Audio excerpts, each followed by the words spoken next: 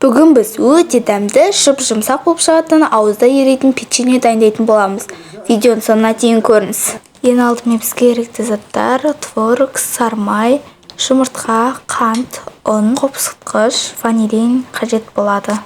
Ол үшін бізге творог қажет болады. Творогымызға жұмсақ майымызды, 3 ас қасық қант және де жұмыртқамызды салып, вилканың көмегімен толықтай барлығын езіп алатын боламыз. Кейін үстіне ұнымызды, жарты шай қасық қопсытқышымызды, 1 ас қасық қалауынша ванилин қосып, жұмсақ етіп қамыр илейміз.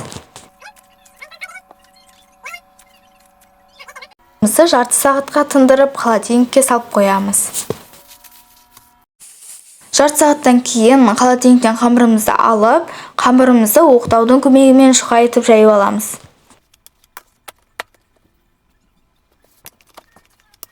Және де видеода көріп тұрғандарыңыздай артық жерлерін пышақтың көмегімен кесіп, осындай бөліктерге бөліп алатын боламыз.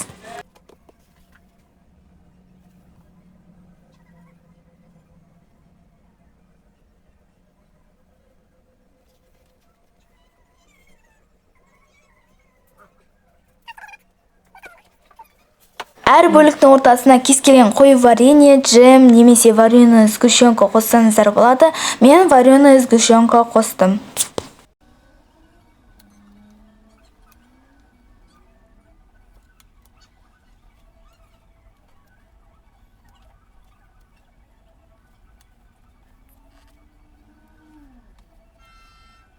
Осылай видеодағыдай орап аламыз.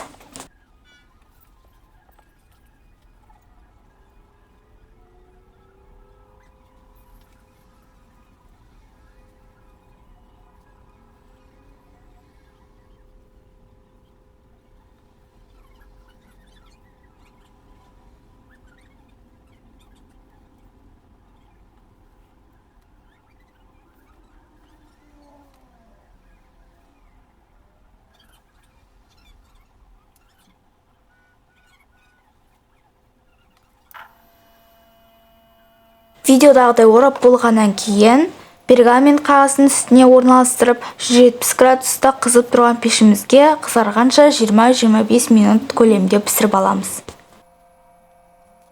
Және де ескеретін жайт, печеньеміз қатты күйіп кетпеу керек. Мінекей менде өте дәмді, жұп-жұмсақ, ауызда еритін печенье шықты. Сіздер де істеп көріңіздер, бір істегеннен өте керемет болып шығады. Істеуге кеңес беремін. Егер де видео рецепт ұнаса, лайк басып, каналыма тіркеліп кетіңіздер.